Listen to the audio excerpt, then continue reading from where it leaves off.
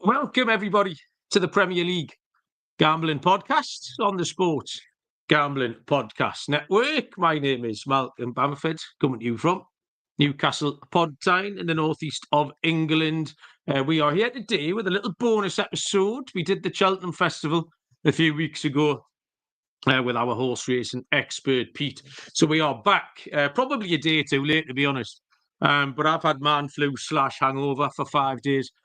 So we've got Aintree on at the moment. Day one has just finished, so we can find out how we got on there. But we've got picks for Friday, and then the main event, the Grand National, on Saturday afternoon. Joining me from somewhere down the coast is Pete Harrison. Pete, how are you doing, mate? Yeah, I'm good. I'm good. I hope everyone's doing okay. I appreciate you having us on again. Like I said, only good for me as well and good for the page. So a decent Cheltenham on the last ones. So hopefully we'll follow it up with Aintree. Some decent price, some nice price places today. 14-1 in the first race, live Conti. It was a bit of a drift, and just had one in there in the 20-5. Calico. 20-1. I stuck it up on my page. I think a few people jumped on as well with a few interactions. So hopefully we can continue it tomorrow with Saturday. Yeah, we did all right at Cheltenham. I say we. You did all right at Cheltenham. Almost everything. I went for the old super boost again today. Got Constitution. I'm single-handedly trying. Well, to be fair, I'm not single-handedly because I'm not the only one who's trying to kill it. Nico de Boinville appears to want to try and kill Constitution Hill as well. I mean, what did you make of that today? Like Constitution Hill, favourite, boosted, everybody on. And it made the same mistake. Could have been an action replay. Like it was the same mistake, wasn't it? Yeah, literally, I couldn't believe it, to be honest. I was surprised. I wasn't on it myself because personally, I don't really like backing horses after they fell. Like it's just the same with anything. I did punt one today, like a Hoy Senor, which fell last time, but the Constitution Hill, I literally I couldn't believe it. He did give him a shocking ride, to be fair. Like he got outplayed, to be honest. And for me, they made the move faster than him, and he's out reached for it, didn't he? And came tumbling down. It looked a nasty one, to be honest. I'm just glad the Constitution's all right, to be honest. Well, the commentator spotted coming down the side that they just boxed him in. He seemed to get caught. And then you think, right, okay, you're going to be patient. And then I don't know if it was panic or what, but he did make the exact same mistake, which was a bit mad. A few people joined us in the chat today. Captain Encino's kicking around. Lee Smith, Coisty's had a handful of places. Coisty, how you doing? Lee said Barry looks like he's lost a bit of timber. Yeah, a bit more than that, Lee. So, I've done absolutely nothing that won't surprise you to hear for this. This is all you, Pete. I'm not even going to pretend. So tomorrow we've got a 7-race card. Where do you want to take us first? So I've just got it in racing order. I think what's racing order. The first one is the Millmaid Novice Chase. I've gone for handstands. Where, like I say, if you follow me page, you'll probably got these earlier on because I put them on earlier on in the week. But yeah, I backed him at 2-1. He's up there one of my bets of the festival. Like for me, I think he's been saved for this, and he ran a cracker last time out when I tipped him up on my page. He beat Django Bay, who went on to frank the form by winning the Arkle, and it was over a trip that I think handstands is better over 3 miles, which I'm going to get on that in a second. So yeah, he beat him over 2.5 miles, Django Bay last time. Like I say, he went on to win the Arkle at Cheltenham. Ran ran earlier on this afternoon. Came third, in the first race of the day today. But handstands was actually set up for that race as well. He was entered for that as well, but they decided to come for this, the 3 miler. It was the plan from the off. They said that it was going to be, if it was dry all week, they were going to go for that. So I went for him early on to try and catch the price. I'm not too sure what price he is now, to be quite honest. But honestly, he jumps well, and I think he's going to been set out for this. I think he'll win a cracker. Be hard to beat, I think. That's the first race tomorrow. Yeah, first tomorrow. Yeah, 9-4, Pete. 9-4. 9-4. We can handle a little bit of that. Okay, yeah. So drifted actually was 15-8, 7-4 earlier on today. Out to 9-4 now. We don't mind a little drift. Horse doesn't know what price it is. Next up. The next up is the William Hill Handicap. I tipped this lad up last time as well on the Cheltenham one. Be aware, I've went for again. I'm going to give him another chance. He ran well, I thought, in the Coral Cup. Like, I've watched it back a few times, and he did come travelling around like from 2 out. Like, he came well. I thought he was just going to be like another Langadan thing and just take them and just absolutely blitz the field, but he just didn't seem to get up the hill really at Cheltenham. I listened to a little interview earlier with Harry Skelton, and he says that he wasn't even sure how he didn't win, to be honest, because he said that he was absolutely tanking and he was cruising. I think he'll improve for it because he didn't run since its first run since December. They've done that obviously to protect the mark for the Coral Cup, but like I say, you got to run on the track to get better. Do you know what I mean? Granted, like I say, yeah, it was to protect his mark, but I think he can bounce back here. 7-1 each way, I think it is. It is 7-1. It's actually the price boosted horse on 365. They've got it out at 8-1, so you can have an extra point with the Green Book if you want. It's next. Yes, to just go back to that as well. Skelton's have been running well today. Had 2 places off them, but Live Conti in the first, and then just ran well there with Calico in the 25. So they seem to have the horses tuned up for this festival, like in my opinion. Next race is my bet of the festival for sure. Again, like I say, if you follow my page, you get these earlier on. I got 6-1 anti-post for these. I think Lee, who's in the chat, I think he jumped on with this as well. 6-1 Tripoli Flyer for the top novice hurdle. Again, I was on him at Cheltenham, but he got pulled from the Supreme, and I think it would be a blessing in disguise, to be honest, because I think Aintree will suit him much better. Flatter track. He's got a great engine, great turn of foot, and I think he comes here fresh, unlike the favourite Romeo Coolio, and I think he'll run a cracking race. Tripoli Flyer. Yeah, there's money for that as well. 3-1.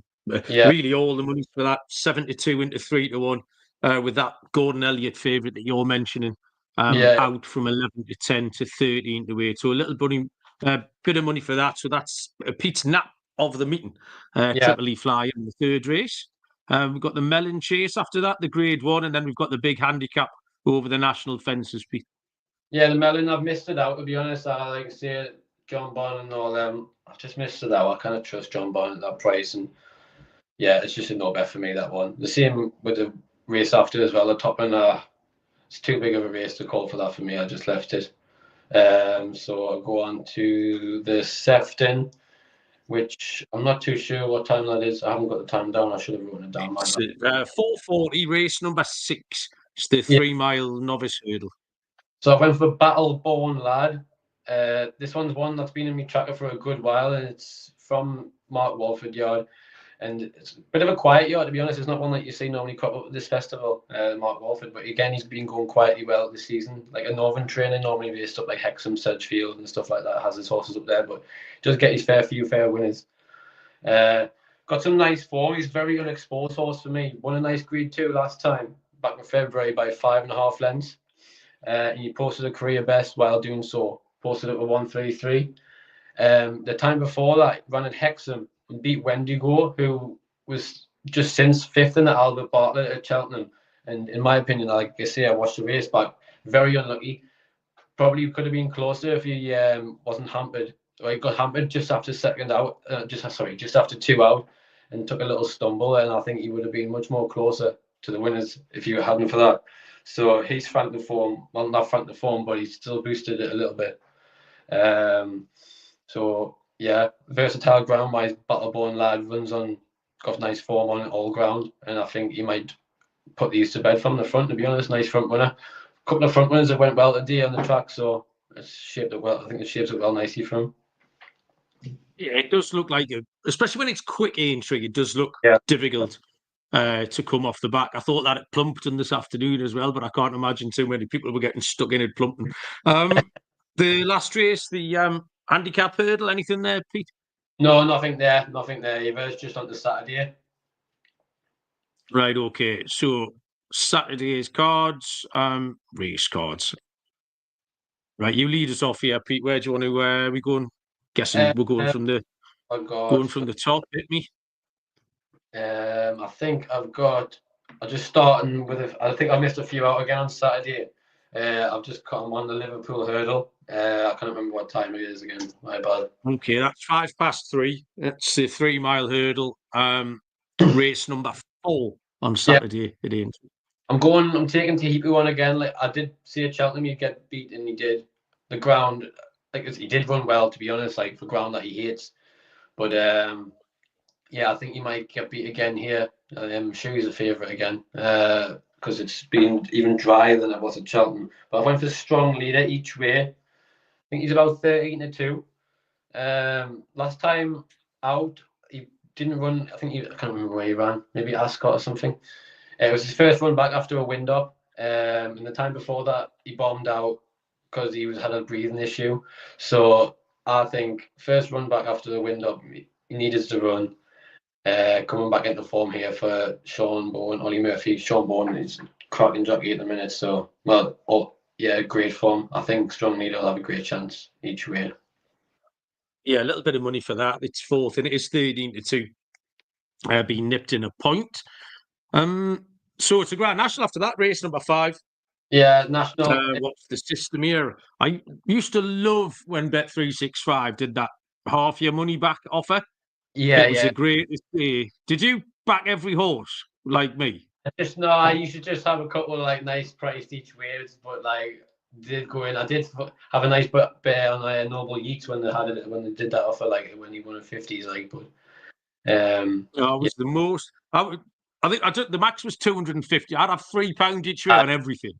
Get half my money back, and then just have the most excited 11 minutes of the year where I was trying to work out if 150 to one shot was going to win. And they stopped doing that. So if anyone's watching from 365, one of these 5 people is what's that bird called who does 365? If she's watching, get it back on. You won't me, actually, because I've made you a fortune the last couple of weeks on these price boosts. So I know you fancied Highland. yeah. You've talked that up the last couple of weeks. So is that the main play, or have you got anything else? No, well, yeah. So I've got obviously it's quite a decent betting field in the Grand National. Obviously, it's starting to about 8-9-1. So I have been on a Rocco as well, but that I didn't post it up on my Twitter. I've been quietly. I got about 10-1. I'm on him in each way as well. But now obviously he's favourite, I think. Rocco's the one that's the one they've been cheating with all year, isn't it?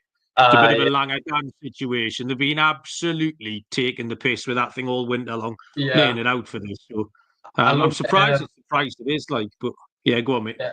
I love the yard as well. I'm a sucker for a Greenhill and Guerrero horse, to be honest. So it's one in my tracker. But I didn't get the prices that everyone else has been getting throughout the year. He was 40-1, and then he's been nipped in even shorter now. When I Know the Way You're Thinking came out, obviously because it's owned by JP as well. So I think he thought that he may have already have the winner for this instead of running him. Do you know what I mean? Obviously, it's just won the Gold Cup. I Know the Way You're Thinking, but I think he did say that Iroko was his Gold Cup horse last year. So I'm on him at 10-1, but still in each way price. You know what I mean? I think if he goes and wins, then that's decent. But yeah, Highland, I've got him at I think I tipped him up at 25-1 on my page. I think he's just about 20s now. He's coming. He's drifted out a little bit since because he did came into about 16-1. But Nicky Henderson, trained runner, will be ridden by Nico de Boinville stable jockey. He's into this race off a mark of 147. Was originally going to go for the ultimate Cheltenham, but Nicky's decided to go for this to try and get him that national. He's never won it before, which is came to a shock to me, to be honest. Previous race form for Highland is solid. He beat the National Hunt Chase 4th and the National Hunt Chase 5th in his most recent successes. So that's a race just under 4 miles. So I think he can get this distance. I think his previous second as well to Katai Dori. I think that's how you pronounce it. I probably butchered that. But he was 15 lengths behind him. I know it was 15 lengths, but he gave him £22 that day. I know Katai Dori didn't really boost the form in his next race in the Ultimate, but Highland stayed on well to the line that day and given the £22 away, it's still a good job there, I think. Also, he was second in the Courtauld Star, and I think that's a really nice form, to be honest. I think it might stand him in good stead to have a bit in the hand of 147. He was 2.5 lengths behind Jukebox Man, who is now off a mark of 151. He's a really nice horse, I think, as well. Jukebox Man. He's only been improving since he came chasing, and I think he can go higher. I think he's much better than the 151 horse. And Highland was only 2.5 lengths behind him. So again, a good jumper. I think he'll be sound on the ground, and I think he'll be hopefully right there at the finish, even hopefully better. Definitely picking up the places, I think. Hopefully. It looks like a proper stay Highland. Yeah, you'll be staying on at the end. It's as long as they do. If the ground's a little bit too quick, and stamina doesn't come into play as much, I'll definitely be taking your lead and back in Highland. I'm just looking at the name game. Like everyone likes the name game. 3-card brag. Because we had a right good game of that on the Saturday night before Wembley. Taught Bob how to play a 3-card brag. We had 2 bags of Skittles to use as chips because that's all we had. So we used 2 bags of Skittles. And then Duffel Coat, further down the list at 66 to 1. Dave Moran's Duffel Coat gets a regular mention on the show as well. So 66s for Duffel Coat. They'd be my 2 name game ones, but definitely taking Highland there. Couple of races following up. The Grand National, have you got anything that we can win our money back on, Pete, once we've done our conquers? Yeah, the Mag Hull. I'm on Load of Stud. There's not much really to say about him. I just think he goes and wins. I think he's about 6 to 4. He'd be a nice bet. He's a nice one. Nice favorite. I think a nice favourite that should go in easy, for Skelton. Is that the last race or the last race? Yeah, okay. 6 to 5. 6 to 5. Load of Stud, that's the Skelton horse. Again, yeah. Unmoved. And anything in the last race, Pete? No, I did. Well, I did have one this morning, but he didn't get declared. It was swinging on the steel, but I'm not on that anymore. So if I do be on something, it'll be posted on my Twitter probably tomorrow. I just wanted to jump on and get these out, to be honest, before. So I didn't really look at it, to be honest. I just came straight on after the big races were covered, to be honest. Most of all the grade ones and stuff are covered, so yeah. Smashing. Good. That's 2 days. I'm travelling all day tomorrow, which means I'll get the racing on the radio in the van, so that's perfect. I can stick a little muggy lucky 31 or something on and see what we can get. At Pete's Picks 01 is where you need to follow Pete. You'll see his picks very often on our page as well. We'll retweet them out and stuff. This will be up on YouTube, so you can share it around the place, etc. Pete, do you have anything else you want to tell the people before we let them go? No, just to say, just follow the page. Most of these that I've put up, you would have got a better price if you were following the page. Like I say, I've only put them up. There've only a few of them have came in. I quite like an anti-post bet, so yeah, it's definitely worth getting involved and following. It's all free and stuff, so just a bit of interaction's all I ask for. Just like and share, repost. Just put us out there. Sound spot on. Perfect. Love it, Pete. Thanks, mate. Appreciate your work. Appreciate your time. Everyone who joined us. Good. We'll be back tonight, 11 o'clock, I think, me and Baz. Well, I say 11 o'clock. Fucking 10 past 11 by the time Baz gets us that together. But somewhere, we've had a decent week, Prem. Chelsea, Tottenham tonight. Shots on target. Seen a few bets coming back. Over 10.5. I like your little foul plays that you do. You had, was it Tarkovsky? Oh, no, it was Beto and Van Dijk last night, wasn't it? To kick lumps out of each other. Yeah, that was a knocking bet. Love it. Right, cheers, mate. We'll do this again. We've got Ascot. We've got all sorts of stuff to come. So we'll look forward to that, mate. We'll see you in a few hours, everybody. Good luck with your bets. We'll see you down the road. Cheers. Cheers.